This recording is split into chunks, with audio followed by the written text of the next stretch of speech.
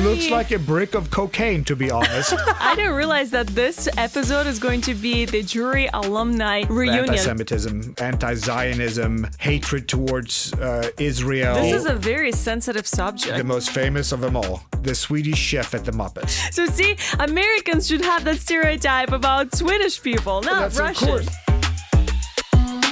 I'm here in the studio with Simon from Sweden. Welcome to the show and thank you so much for visiting me today. You're a very special guest because before you arrived, I had to Google Sweden on a map because I just couldn't remember where exactly it was located.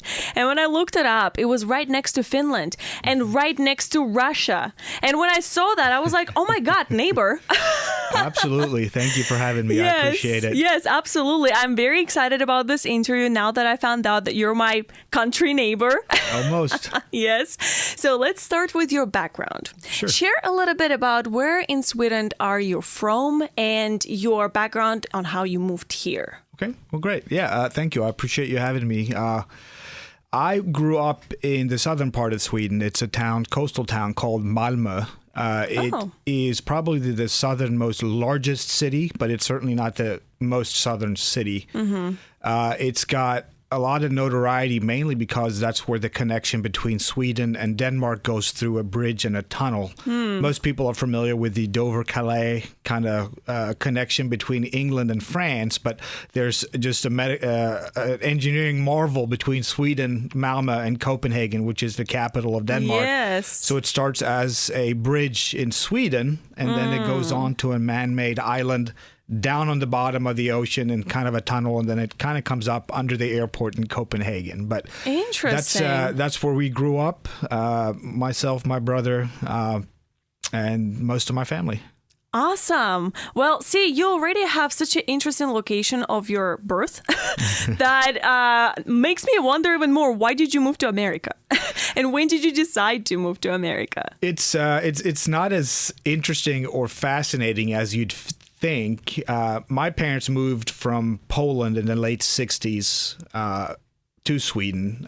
There was a lot of jobs available in Sweden. There was a little bit of a second, I would say, probably anti-Semitism again across parts of Eastern Europe and such. And a lot of Polish Jews emigrated, and there was a big group that moved to Sweden, actually. My grandmother and grandfather ended up in Sweden as well. But me and my brother were both born in Sweden, but of Polish-Jewish descent, all through our heritage. And I ended up here because I swam my entire life, not the most popular sport as far as notoriety, I guess, but it was a way to get into college. In Sweden, it's a little bit harder in the European countries, if you will, Sweden above them as well, to combine higher level academics and athletics. We don't have high school teams in that regard. So you swim on a local level from day one.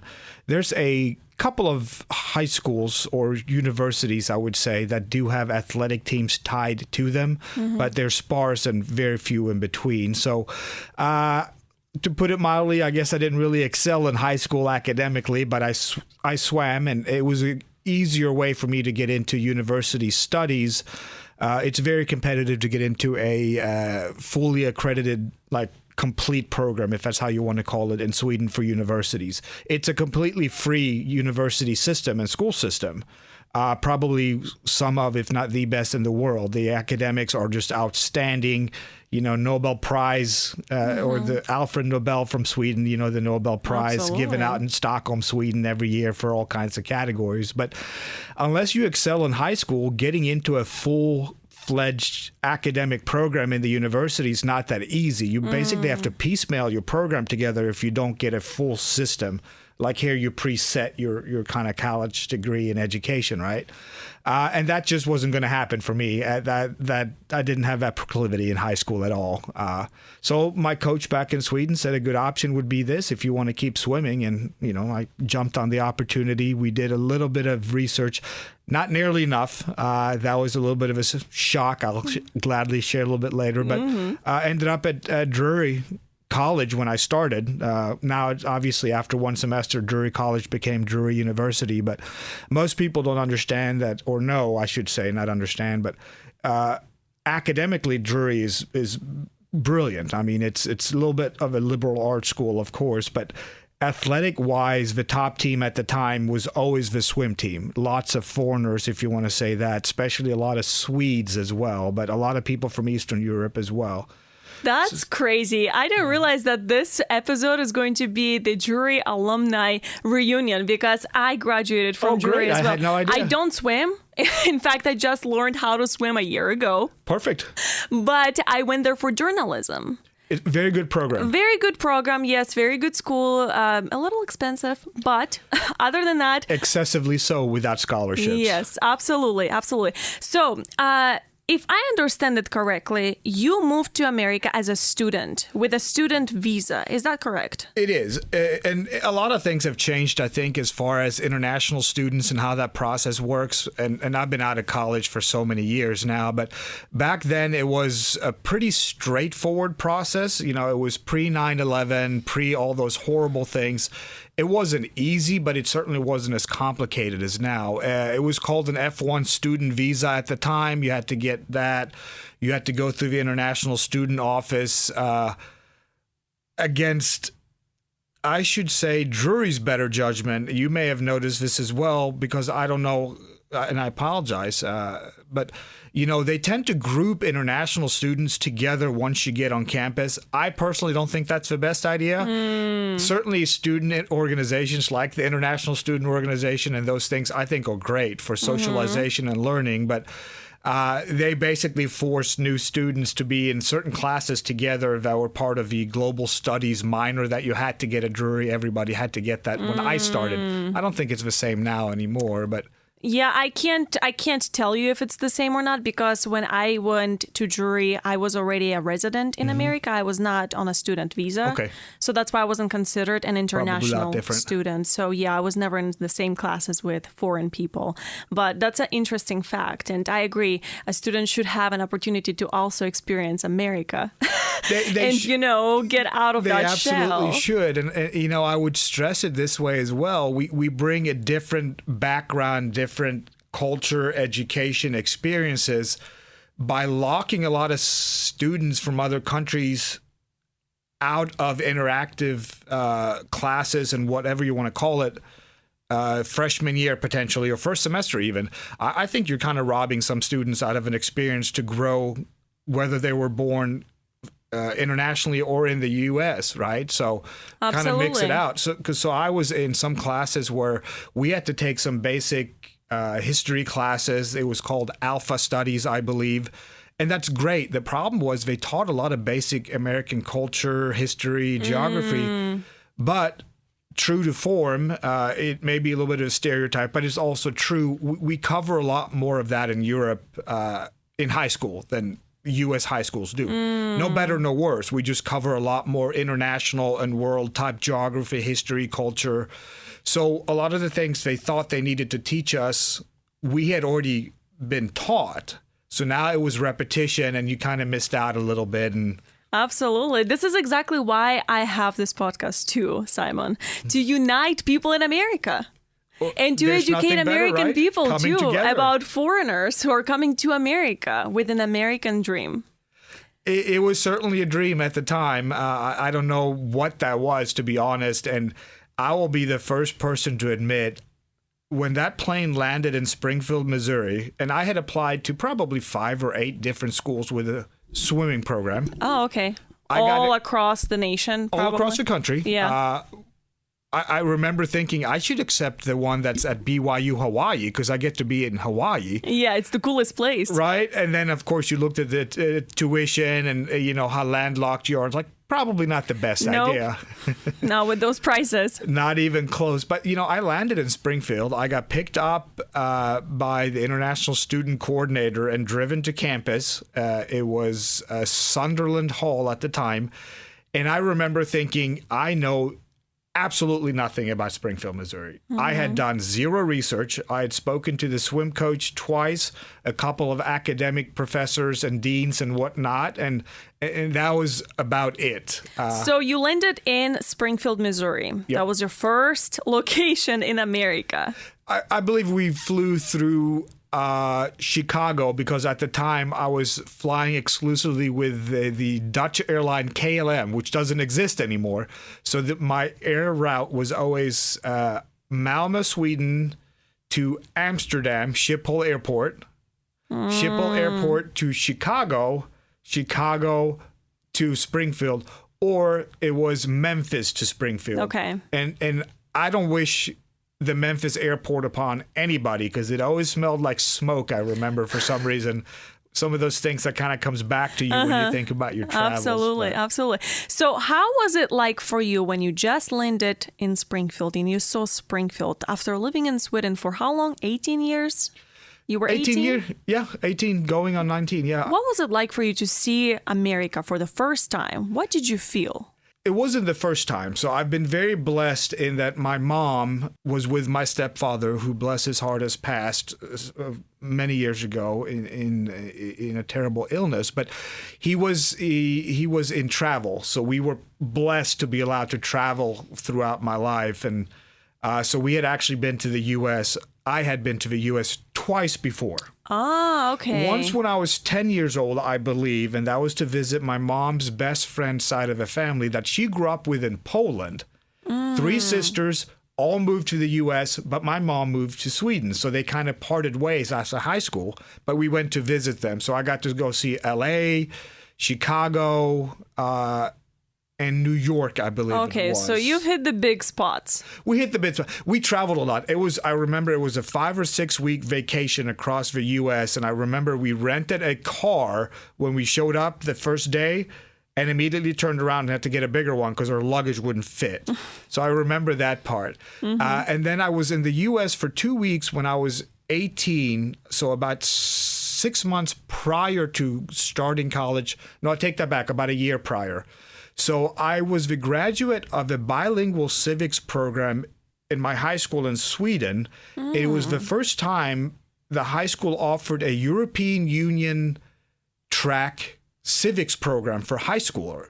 It was right after the European Union was formed, and I applied to be on that. So I actually had half of my classes in English, half of my classes in Swedish at the time. So I had been here before. And when everybody wanted to go to Europe to do their internship, which we had to do as part of this education, I had been traveling a decent amount through Europe as a swimmer. I was fortunate enough to do that because at that time I was a decent performer. So my mom goes, well, what would you like to see your family in the United States then? They have an agency outside of Chicago. You can go see there, and your plans had been to move to the U.S. afterwards and potentially go to college. It might be great, right? And I refer to them as my family and their kids as my cousins. We're not blood related, but it's my mom's best friend. We're family. Yes, absolutely. I'm sure it works the same way when you're from Russia and the big community comes together. Absolutely. So I was there for 2 weeks working at their ad agency and things like that. But other than that, when I landed in Springfield, it was very underwhelming. Finally, someone said the truth. I was lucky and blessed enough to have seen majestic cities like Chicago, right? Which, amazing, absolutely amazing. It's just whatever the architectural equivalence of being starstruck would be. My mom's best friend's husband, amazing man, gave me the whole tour from Chicago, how the fire, half the city burned down, or, all of this. And then you land in Springfield, Missouri, and you've seen a couple of pictures of Drury campus, beautiful campus, without really fully understanding how small Drury campus is. Beautiful, intimate, top academic, but it is very small and intimate, which is great for education, right? Yes. But Springfield has also grown immensely in the last 10 or 20 years, right? And I don't know how long you've lived in Springfield, but every year if you go to a new side of town that you don't live in anymore, it's completely different. I used to live on the east side. My first home was in city of Battlefield. After I sold that and drove past that area 2 years later, I got lost, right? So it's very different now than it was 15, 20 years ago. Yes, absolutely. So you were disappointed. I don't know if we were disappointed. It was more surprised. And, I remember going to bed the first night thinking, this may not have been the best decision, to be honest. But this is kind of boring. I really don't want to be told I told you so by anybody. So I'm just going to keep my mouth shut for a while. We'll see how this works out. I have 5 hours to my first practice. I'm just going to grab something to eat and sleep. Yes, absolutely. What were some of the biggest cultural differences that stood out to you the most about American people and you being from Sweden? I think the abundance of things, or the mentality about abundance in terms of volume, is a big difference, right? There's a lot of jokes about unhealthy eating habits, for example. But, when it comes down to it, it's not just that. It's just so much of everything. A good example is, we had, 9 practices a week, 10 practices a week normally. And yet I managed to gain weight my first semester in college as a swimmer. That should never happen. American weight. Because I have never been in a cafeteria that lets you eat like that, whatever you want, and it's obviously an accountability thing, and you learn, and it's different kinds of things, of course. But just the approach to just abundance, I would say, we would go to the market at home. My mom would take me and my brother to the farmer's market just about every Sunday. We have amazing farmers markets in these areas now, but if you, and you certainly would know this yourself, if you go to a farmer's market in an Eastern European country or Russia or an Asian country I've been fortunate enough to travel to as well, the biggest of farmers markets here are tiny compared to what a farmers market looks there, because you go each week and so many people do it and you buy what you need for the week. Here's the exact opposite. You go and bulk buy every other week or whatever you want in frozen quantity, and you have to do that, of course, if you got families. But so I think that comparison and contrast is very different. And just maybe the relaxed attitude towards a lot of things. Yes, I agree. think that's a perfect way of saying it. For a lot of things, right? It's not just specifically to this area or that area. And listen, I'm a passionate person. Yes, absolutely. I can see. So I want to be engaged. Whether I'm an expert on something, which is a very broad term, and I would venture to say I'm an expert on few, if any, things. But my desire to learn about them or want to know about them or engage with people that know about them, it's certainly a passion area for me. Yes. I got the sense, and I think that's changing a lot now. I really do. But originally, it was a very relaxed and detached attitude, I think, to things that weren't of complete interest or importance to the person in question. And I think I agree with that 100%. I think it's because most of the time in schools anyway, when I went to high school here, they always explain to you that, kids with disabilities, they're kids. They're no different as you are. So when they meet someone foreign, they kind of have the same attitude. We have an accent. Some of us don't speak English. Some of us use sign language to explain stuff because we don't understand anything. So maybe that's the same attitude, that they treat others equally. And that's why they're maybe afraid to say and ask questions like, oh, where are you from? Or because they're afraid that it's going to be offensive. That's what I've noticed. I think that's excellent. I think you hit the nail on the head on that one. It's the fear of, I don't know if the word is insulting, but it's the fear of offending somebody and looking like you're not an expert or know anything or everything about everything. We're certainly from Eastern European cultures, right? We are it's very hard to insult on a personal level somebody from our cultures. We're pretty honest, too. We're open and honest, but we know the people in our circles, Eastern Europeans, Russians, the Jewish community, I feel personally, and I'm certainly not an expert on any of that just because I'm Jewish, but we are a very expressive, open, communicative, and that comes across as abrasive sometimes or very intense. And the best way I can explain it to people is to say, here's the thing with me. I'm an intense person. I'm passionate. But you either get all of me or you get none of me. There's really nothing in between. And with that approach, in this culture, I think you're right. I think they're scared of you. They're scared of you, or they're worried they're going to offend you. Yes, absolutely. So going back to your first couple of months here in America as a foreign exchange student or a student visa student. Student visa student? Yes.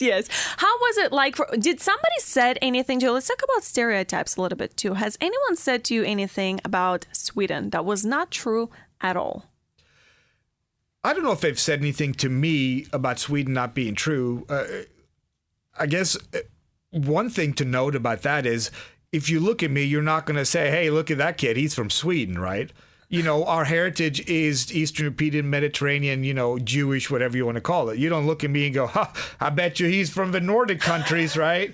You know, I mean, look at that guy, tall, blonde, full head of hair, you know. Yes. I don't really stick out that way, you know. I've always been very upfront and honest, you know. I'm one of those people that, for better or worse, the pride that comes with my culture, history, heritage, upbringing may also ultimately result in my downfall. I remember thinking when we had, you know, we obviously had a lot of anti-Semitism, anti-Zionism, hatred towards Israel, not other people as well. I'm not going to minimize that. Not just now, but certainly it was going across big cities like New York and LA prior as well, a couple of years ago.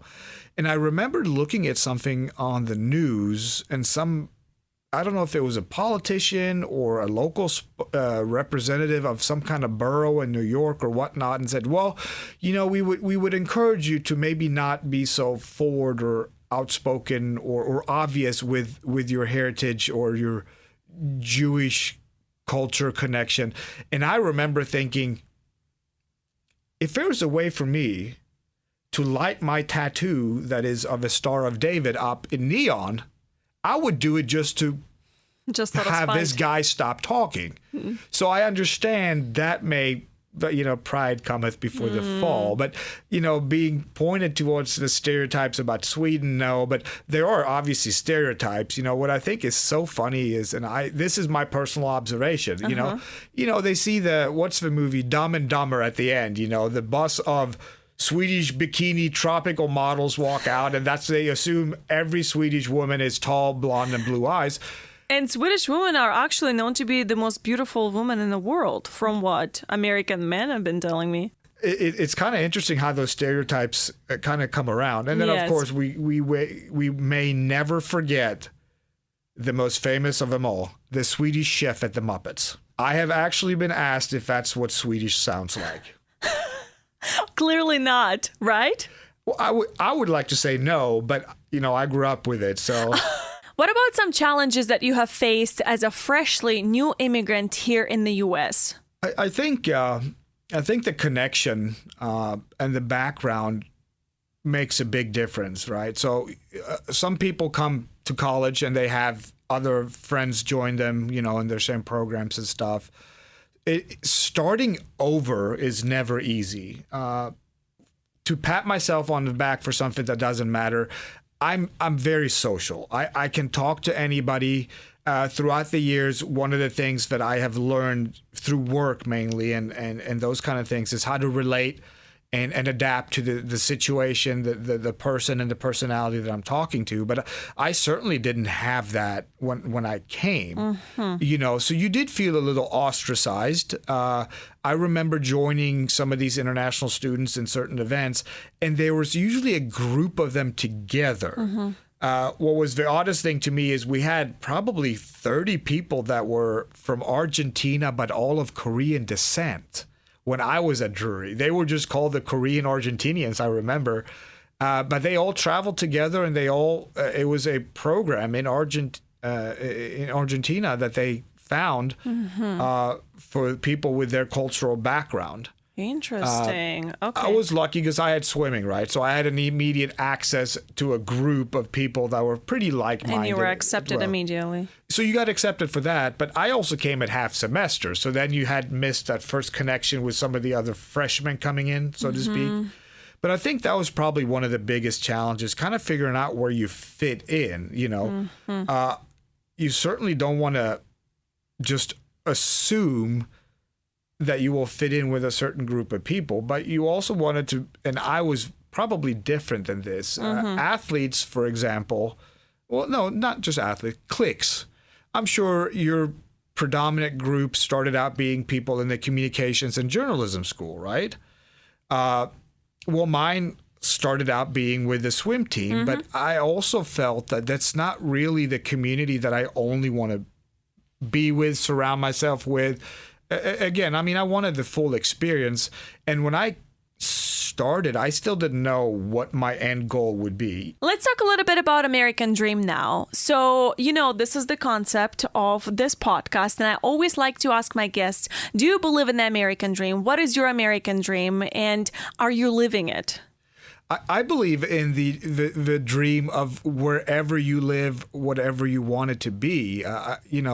I think the American dream has been so sensationalized as far as a concept that we try to think, or we talk about it as if, well, that's a staple of this culture.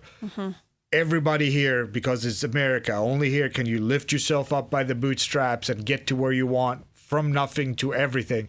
And I think that's amazing. I truly do. I don't think it's a concept that is inherent and only true to this country. But I think the American dream is different than, the Swedish dream or Russian dream Very or the different. Polish dream. But I think as a result of being a young country, meaning that it's easier to read up on its history because it's less of it, which is not necessarily a bad or a good thing, but I'm just saying it's easier. There's so many examples that you can find quicker and faster of people that started from nothing and went all the way to the top. Yeah. That I think that is really what becomes the American dream and makes it so attainable. In Sweden, we used to joke, there's the average Swede, 2 cars, 2.5 dogs, 3 kids, and 2 vacations a year, the Swedish dream, Yes. Give or take, So I think it's different everywhere where you come. But I think the concept of the American dream, whoever came up with that definitely should have patented it, because it is one of the most inspirational things that people cling on to and hold and use to manifest and drive them forward for whatever it is. And what I do think is probably a little bit different here than in most countries, if you will, is that the American dream is so vastly different from person to person or wherever you are in the country or where you come from. Absolutely. Right? So everyone got the equal opportunities. Exactly. And that's the best part, right? Everybody has an opportunity here to achieve greatness, if you want to call it that, or get to where they want. If you hold yourself accountable, and if you're driven. Absolutely. So, do you have the American dream? Are you living it? I am living towards my American dream. Okay. I want everything that's possible for my daughter to achieve, for example, when she gets to that age, to be achievable and to be offered to her for her to work for, but not given to her. I'm not to get too into the fatherhood thing, but I'm a single father. I'm trying to raise my daughter to show her all the values, cultures, traits, anything and everything that comes with that. Okay. Do you teach her a little bit of your Swedish culture too? I think it's inherently taught to her through my actions. Okay. It's because it's who I am. I mean, growing up in Sweden for 18 years, of Polish Jewish descent from my parents' side, and then having lived here, I don't think I could possibly raise her without the traits of Swedish culture, right? Absolutely. So I want to teach her and instill all of these things to her. And when she gets to the age, she will either fall on her own or succeed on her own, but she'll always have that safety net, of course, with me. But I also want her to recognize that all these things that I'm showing her and teaching her and that are possible it will be up to her if she allows somebody else to be there and do those things for her. Absolutely. So she won't need anybody to do those things. But if she's comfortable and happy enough with somebody, she will allow somebody to do those things for, with, and to her, whatever it is. And I think that's kind of part of the American dream, right? Absolutely. There are certain countries where you can't do that, that are they're still so restrictive that it's just not going to be possible to achieve your dream unless you're from a certain part of that society or culture and stuff. And hopefully that will change at some point in some of these countries, but it's just not possible everywhere still. Absolutely. So kind of reflecting on your journey so far, what are some of the biggest accomplishments or lessons that you have learned so far from your American dream journey? Oh, gosh. I think it depends on what level. Certainly my greatest achievement, not to be a stereotype, but it's to be a father. I mean, she's my why. I mean, she's the reason I do what I do. One of the concepts that I try to tell people, and I certainly don't know if I came up with this, and I'm certainly not going to take credit for it, but I try to stress to people there's a big difference between who you are and what you do. And I think that concept is one thing that we still struggle with in the United States. People look at you as a successful broadcaster, radio DJ, and they say, you know, that's Katie, right? I said, no. Listen, that's not Katie. That's what she does. Yes. Who she is allows her to do what she does. There's a big difference. So this takes some of the greatest minds in this country, although he's from South Africa, but Elon Musk, for example. Great An example. absolutely brilliant man. And they go, wow, look at that. And you're right. What he does is outstanding and amazing, and what it contributes to society and culture. But that's not who he is. That is what he does. But he's able to do that on a level that's just so far beyond everybody else because of who he is. And I think that's the distinction that we're still struggling with. I think everybody does to a certain extent. But And looking ahead, what are some aspirations or plans that you have in, plans of achieving and living your American dream? I want to raise a great daughter. The immediate short-term plans, if you will, is I want to get us a new home where she feels like she wants to bring her friends to. I want to be that dad to where if you guys want to have a pool party, that's great. Dad's going to be right here because I have no shame and I'm going to play too. That's the American dream for me, to be able to be a part of those scenarios for her. But ultimately, I'm a pretty simple guy, I think. And I know a lot of people say that, but, I try to live by others above self. And part of my American dream is by living the mantra others above self, I'm ultimately going to get to live my American dream, because by blessing others, we bless ourselves. So, my American dream is, one day I'd like to have a great, lavish, in my eyes, home with a workshop and a man cave, some toys to enjoy. But, I think bottom line is if I can work and enjoy my life and at the same time spend the majority of it with my family, be it me, my daughter, or a future partner, or whatever it is, and go back and forth and see my family a lot more, or have the opportunity to bring them here more. That's my American dream. I get to get the best of both cultures, and I certainly want to live my American dream by seeing more countries and travel more as well. So.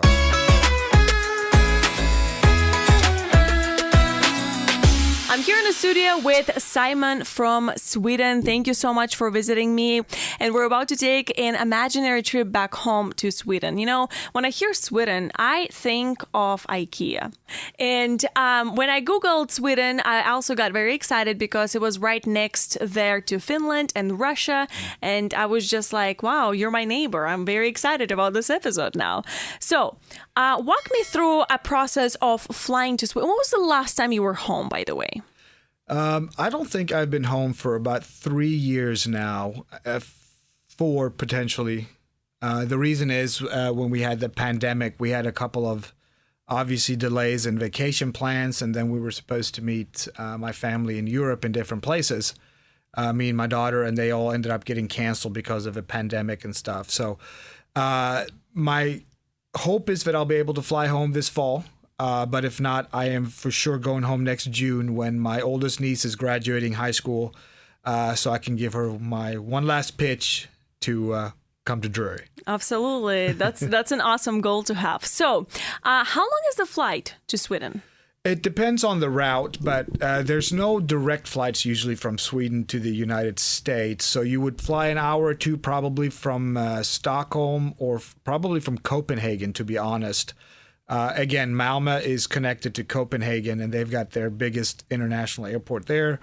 7.5 to 8 hours to jump the ocean to Chicago, and then about 2 hours from there if that's the route you're taking. Mm-hmm. Otherwise, you could take a smaller airplane from Malmö, Sweden, where I'm from, into Europe or to Amsterdam potentially as well. Okay, so with the time change and everything, it's like a 2-day trip basically. About 24 hours. Okay, so a whole day. Absolutely. At least. Absolutely. Yes. Okay.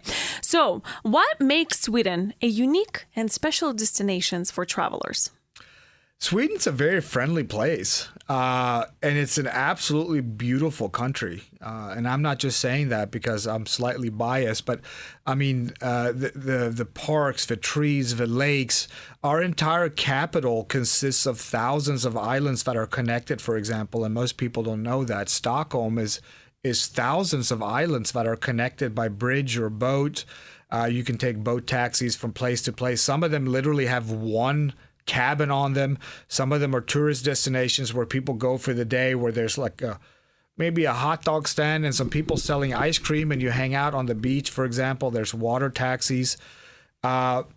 The architecture in Sweden obviously is very old, and the buildings are absolutely spectacular and beautiful. It looks like St. Petersburg. I'm not sure if you know of that Very city. much so. Certain things would certainly have very similar things. And the parks, Sweden is a monarchy. So a lot of these big parks, especially in big cities like Stockholm, are very well maintained, and you can walk in and there's still the remnants of these beautiful gates, with crowns on top, and you walk in and it's very majestic, and castles, and most people think of castles, the pointy towers and stuff. The ones in Sweden don't really look like that, but Swedish royalty lives in Stockholm, in different castles in different areas of the town, and you can visit. Some of them are tourist areas, some of them you can go to, some of them, of course, you're not allowed into, much like people are familiar with Buckingham Palace in London and those kind of things. Absolutely. Sweden certainly has all of that and more. Absolutely. Yeah. So what would be the main or I guess the initial destination that you would recommend travelers to land in first to see Sweden? I would fly straight into Stockholm. The capital, because you will get a little bit of everything there. Okay. The food culture, the history, the museums. Sweden's got the world's largest open-air museum as well. Basically, when old farmsteads and such things across the country are sold or literally donated to the state or government, a lot of them are taken down brick by brick or stick by stick and put back up in this open-air museum. It's just absolutely amazing. But you can get the Northern Lights if you go up north. That's right. Beautiful. There's actually a spot. It's funny you said that because, Sweden, Norway, Finland, and obviously connected into Russia. And, there's obviously history between that as well. But, there's a spot where you can stand where you are literally in Norway, Sweden, and Finland at the same time if you stand in this one spot. So you've got the Northern Lights. We got the... all the way up, we've got indigenous people. I mean, the snow never melts up there. If you want cold, it's cold. I mean, they have McDonald's drive-thrus where people go on snowmobiles. I mean, that's fun. That's how it's built. Interesting. Yep. So what is the best time of year to visit Sweden then? I would probably encourage people to go mid to late summer. Okay, not during winter? Not during winter. I mean, it depends on what you like, right? In Stockholm, for example, we have I mean, it's beautiful on Christmas. I mean, it's all lit up and decorated. The main shopping street in Stockholm, and I apologize, I forget its name now, but you can't drive on it, but, you know, it's very wide, lined with shops everywhere. It goes for miles. You know, it's literally got a year-round red carpet on it, you know. It's just decorated like you would expect every Eastern European or Middle European village in Christmas. Beautiful. But summer in Sweden, I think, is something special. You get a lot of rain, I'm not going to lie to you, especially down south close to the coast. But it rains a lot, but it doesn't get as hot in Sweden, certainly not as in the Midwest. It's nice and breezy. No humidity like here. That's one thing I will never get used to, is the humidity. But. Yes. What is the best way of transportation in Sweden to see the whole country? Public transportation in Sweden is next level compared to here. Really? You know, here people don't take the bus or train that much. You know, it's kind of nostalgic if you jump on an Amtrak, but, you know, you can get from one end to the other in Sweden by train without any problems, both as public transport and both as a mode of, you know, more touristy transportation, if you will. Sweden's rail system connects into Europe through the Eurail system as well. So you can literally get on a train in Sweden, go through over the bridge, down the tunnel, up in Copenhagen, and through all of Europe. I remember getting on the train in Sweden as a senior in high school, and we had a 5 or 6 day high school senior trip to Prague, and we took the train down there. City buses are amazing, nice, clean, green energy. Bike paths everywhere. You can't get your license, for example, to drive in Sweden until you're 18. So I rode my bike to school and high school and summer work and all of that for years and years. I mean, it's very easy to do that. But if you drive, the landscape is just amazing. I mean, forests, wooded areas everywhere, beautiful. What about some lesser known destinations in Sweden? Something that tourists often overlook. We have a lot of call them fishing villages, if you will. You know, Sweden used to be a huge fishing community. We used to have a lot of manufacturing as well. That's one of the reasons why a lot of people from Eastern Europe moved there. There was always jobs. Sweden's got a proud history of manufacturing, from Volvo and Saab. Saab doesn't exist anymore, to there's a military complex industry, jet planes, stuff like that. But fishing has always been a big thing in Sweden, so we have some great fish markets. I remember going with my mom. But there's so many smaller towns around where I grew up, like you wouldn't drive very far, and there's just fish markets. They look like these small little quaint European towns. They have these little shops and cafes, and by the way, cafe living and lifestyle, there's a whole culture around that in Sweden. So I would definitely encourage people to do those things. For example, my stepfather's family, his oldest daughter and husband, they live in a community like that. It's 35, 40 minutes from the city where I grew up, but it's like a completely different world. I mean, it's just completely different. What about some traditions and interesting cultural holidays to witness in Sweden? Midsummer Day. You want to go on Midsummer Day is a big tradition in Sweden. So it's an old tradition. I'm assuming it dates back to it has to do with farming and those kind of things. Okay. It's around 15th, 20th of June. Okay. It's a huge family thing. We eat a lot of pickled food and that stuff.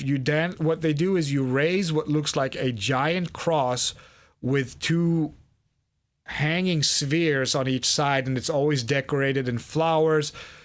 Kids and women always make little fresh flower crowns. You dance and sing around this fun. Little cross type thing.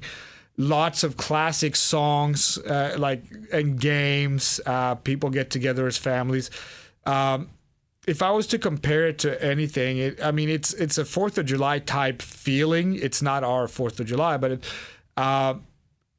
Sweden has a robust culture of drinking. It's a vodka type thing. Sweden makes a lot of vodkas, but it's like a spiced vodka type thing. It's called a nubbe, which is a small shot of like flavored or spiced vodka. Lots of just fresh, really good foods. That's a great holiday to go for if you really want to experience. So it's not Russians that drink a lot of vodka. It's Swedish who drink a lot of vodka. They drink a fair lot of vodka. They do. So see, Americans should have that stereotype about Swedish people, not Russians. Of course, they don't know. Okay, so let's talk a little bit about the language. Okay.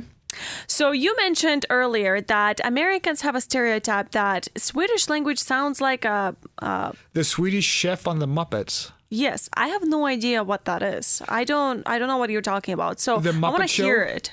Oh, the Muppet Show? Yeah. I mean, is it the little figures that you put a hand in it? And the Muppet Show with Kermit the Frog and Miss Piggy and Animal and all those characters. Interesting. So you would have moved here before or after, I should say, the part of your life where you would have watched a show like that. But they aired it in Sweden too. Yes. But they have the chef there is the Swedish chef. What does he sound like? Well, in the show, basically everything he says sounds like hurdy-burdy is what he says all the time. Hurdy-burdy? Hurdy-burdy all the time. And they assume that's what it sounds like. But certainly you can usually make out what part of the country somebody's from based on their accent of English, right? Uh-huh. And most people assume all people from Russia sound the same when they speak English. What they don't understand is if you've got a similar language tree to the Russian language, you're going to speak English sounding like a native Russian-speaking woman like you do. If you're from Sweden, Norway, Denmark, when you speak English, you're going to have a similar accent in English unless you lose it. But most people do have a very distinct accent when they speak English from Sweden. I don't hear any accent. Well, we started watching American TV shows when I was very young with my dad. Okay. So we picked it up, and then I spoke English as part of my education in school, college, high school. And then I've been here for so long, right? Mm-hmm. But there's usually a very distinct accent when you hear a Swedish person speak English. Can you try imitating that accent? I can't. And people even ask me that. Can you fake an accent? I said, I wouldn't know how to do that really anymore. Like, it's unnatural to me. Do you still speak a little bit of Swedish? When I speak to my parents at home and my brother. And you don't have an accent when you speak in Swedish, like an American accent? When I speak Swedish, it sounds like somebody who was born from the region where I'm from. There's a distinct Swedish accent depending on what state of Sweden you were born and lived in as well, which is very funny. Just like you have here. If you're from the South, you speak English with a different connotation. Yeah, you say howdy. Exactly, right?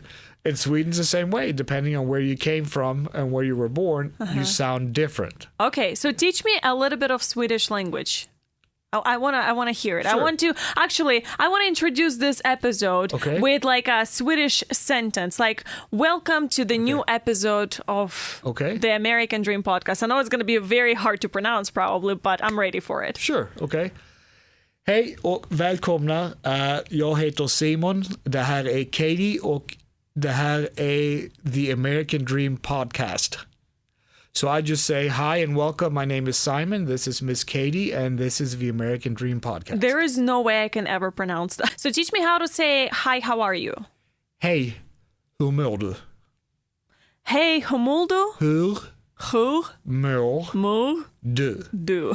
And the problem again is the second word mår is the A with the dot. So you have never seen that. It's the throat sound, isn't it? It's the mår. Like in German language, like the huh? No. But that could very well be a result of where I was born. Let's talk about cuisine now. Cuisine in Sweden.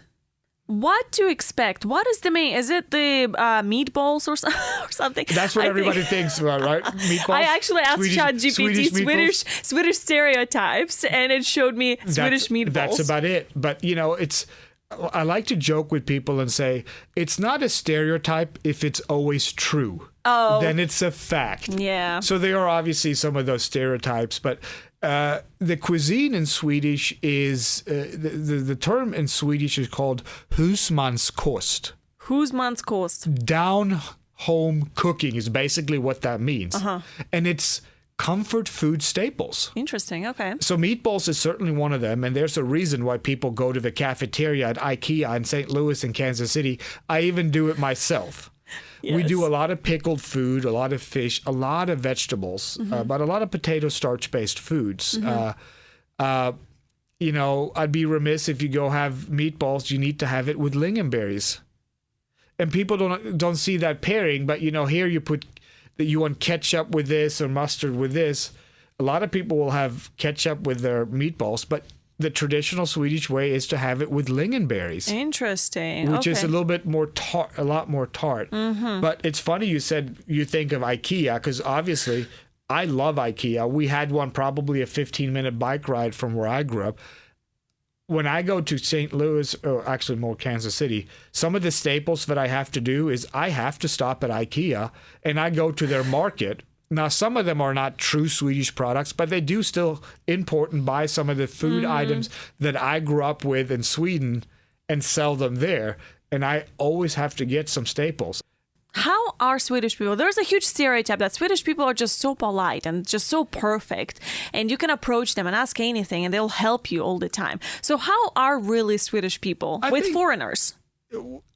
You know what? They're probably nicer and more approachable with foreigners than they are with you know, other Swedes. But I would like to think that we're a kind, open and welcoming people, entertaining in social setting. I get the feeling is a very Swedish attribute, but it's also hard to say because us as Eastern Europeans and you're coming from the same culture.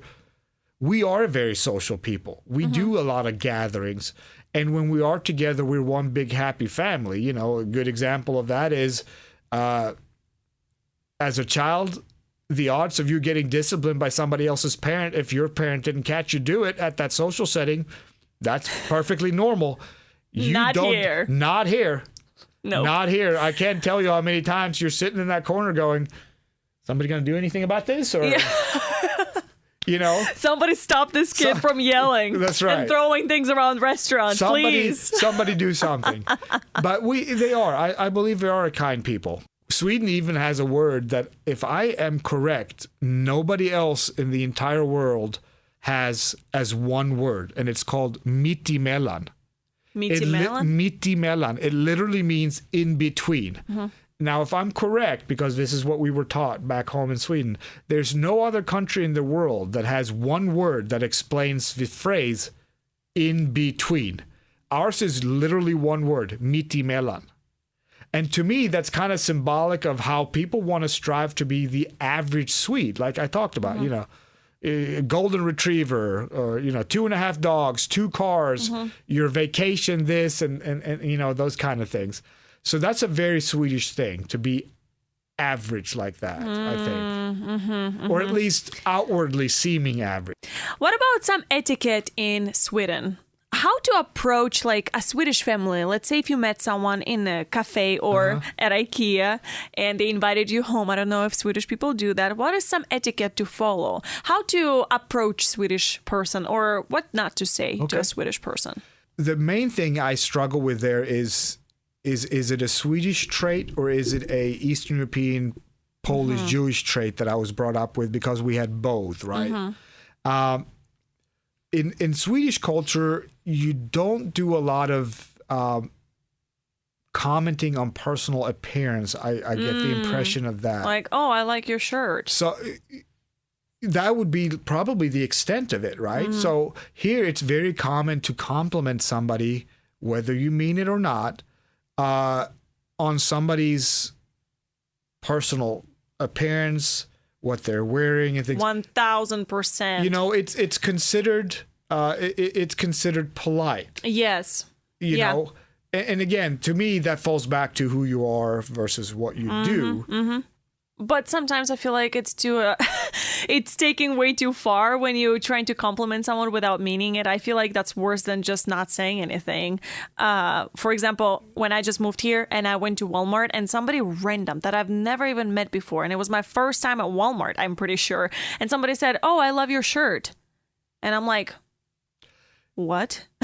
Yeah, Do I have a stain on it or something? Why do you like it? Are you being sarcastic? Do you want me to take it off and give it to you? You're like, I'm from Russia. Somebody told me that in a store where I'm from. I would stab you. I would stab you, but I would also assume that you're being a jerk for some reason. Oh, yes. I don't have a single memory of ever going to a store back home and somebody randomly. Here you find it a lot. So before we step into another break, what are some maybe souvenirs or experiences everyone should bring with them after their travel is over in Sweden? A lot of people seem to think that some of the best chocolate and candy in the world comes from Switzerland. Mm-hmm. Respectfully, they're incorrect.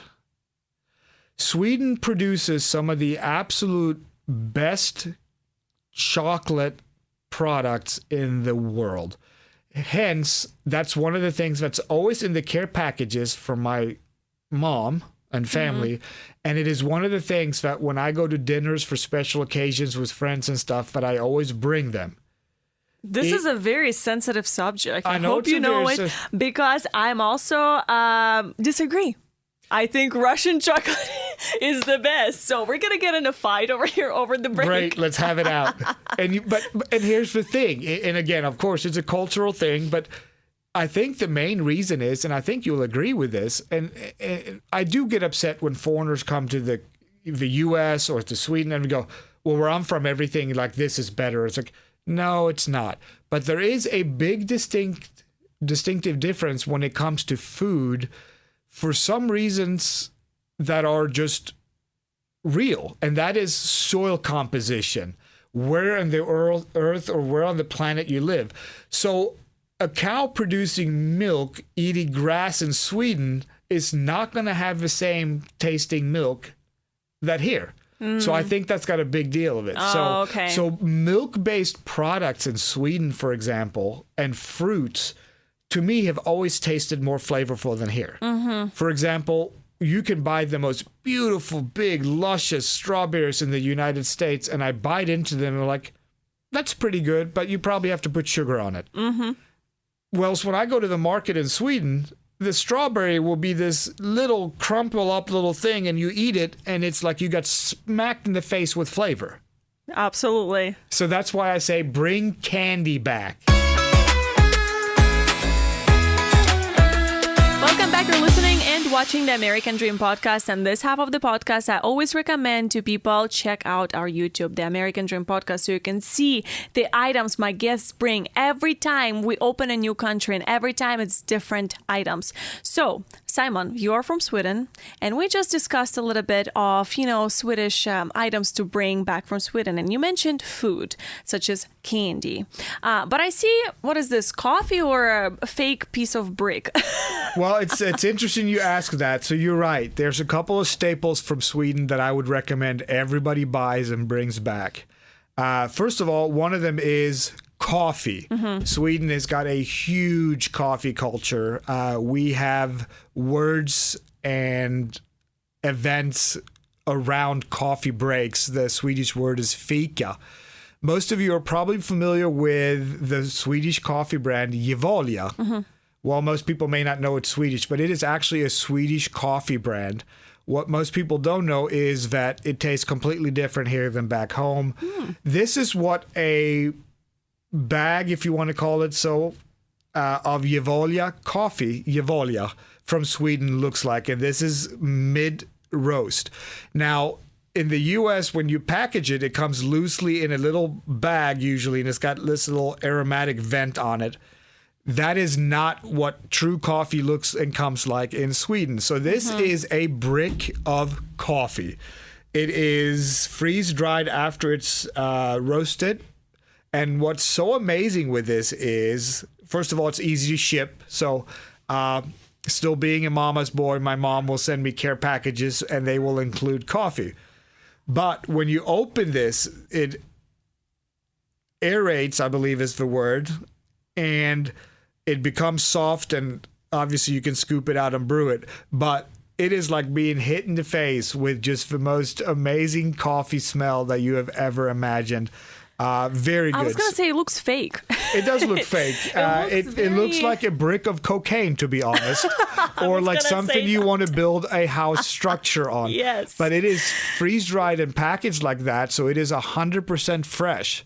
Yeah. And once you open it up and let air in, it becomes immediately loose, if you want to call it that way, and it just smells absolutely amazing. Beautiful. So the first item was a brick of cocaine, the coffee from Sweden. Absolutely. And then the second item? Well, the second item, and I couldn't bring this because it's going to be slightly too big, but I will share a photo. I can share a photo now if you think that will show up, but if not, I'll send it to you. Just send it to me. I'll put it in our podcast. But Sweden has got some very impressive engineering and architecture. So during the European Union growth phase and all of those things, Malmö, Sweden, where I grew up, used to be about a 45-minute boat ride, and we all did it to Copenhagen. People used to take day trips, and Copenhagen, by the way, the capital of Denmark, and I know this is about growing up in Sweden and my cultural background, but Copenhagen and Denmark, absolutely amazing and beautiful country as well. But roughly 20 years ago or so, this engineering marvel was built. So there's a bridge that starts, and it's a 2 or 3 tier bridge that starts at the edge of a city where I grew up, Malmö, for a couple of miles, and it culminates on a mile-long fake island, which then goes down on a tunnel on the ocean bottom, and then it surfaces underneath the main airport in Copenhagen, and then literally connects into the rest of Europe through rail and whatnot. And the bridge and the tunnel, it's got a level for cars, a level for train traffic, and That's crazy. and for commercial traffic. And each year they have something called the bridge run as well. Wow. The only time you're allowed as a, private citizen to be on there, and it's a race, it's a run. It is very cool. The bridge is packed. Crazy. You showed me the picture, and I immediately thought of Florida Keys. It kind of looks a little bit like the Florida Keys Bridge, and just like the bridge out in the Keys, during bad weather they shut it down. You can't. It's too dangerous. Yes, absolutely. So what is the third item? The third item would be candies or chocolates. Of course, yes. We almost got in an argument over the break because I was like, you say that the Swedish chocolate is the best, and I disagree. I think it's Russian. And then there's also Switzerland that thinks the same way. And then there's Americans with, Hershey's bars. I think what you will find is, and probably true from Russia as well, there's a lot less sugar in chocolates from other countries. Yes. Because the raw product is of such a higher grade. So the cocoa powder or cocoa content is a lot higher. But Sweden does, I will gladly admit that I am not familiar with Russian chocolate. So if there's ever a follow-up podcast, we'll do the switcheroo and we'll try the chocolate from each other's countries. But I would definitely recommend that if people are coming back from Sweden, there's a couple of famous, if you want to call them that, Swedish brands of chocolate and candy and things like that. And if I would add one more thing, and I don't have a picture of this, nor do I have it at home, but Sweden, we call it moonshine here, but there's spiced vodka type alcohols from Sweden. Samagun. Samagun? Is that what you said? That's moonshine in Russian. Oh, okay. It's something that people illegally cook in their basements in Russia. Correct. But this is actually produced by companies. Legally. Legally. Oh, okay. But it's basically spiced or flavored type vodkas, but not like you would think about it here. You've got the strawberry this or that, and a lot of people know that you can buy like Sweden. Absolute Vodka is a great vodka brand from Sweden, right? High quality, and they got Absolute Citron and all kinds of flavors. But this is different. This is literally brewed with a spice. We call it, when you take a shot of this, to take a nubbe. It's a small shot. It's good if you can stomach it. It's very good. It's very flavorful. It's very strong though. But Yes. so that's so another if you thing. can survive it, it will be good. Much like I'm sure the vodka that's purely made moonshine style in Russia is That is like 100% alcohol, Lights- rubbing alcohol. lights on fire and cleans wounds, Yes. I'm sure. Yes, absolutely. Well, thank you so much, Simon, course. for visiting me. I've learned quite a bit about Sweden. I wish this podcast episode was 5 hours long because I just kept learning more and more new information from you. Thank you for visiting me. I appreciate you having me. Thank you for letting me share. Thanks for tuning in to the American Dream Podcast. For more episodes, subscribe on your favorite platform. Keep dreaming and see you next time.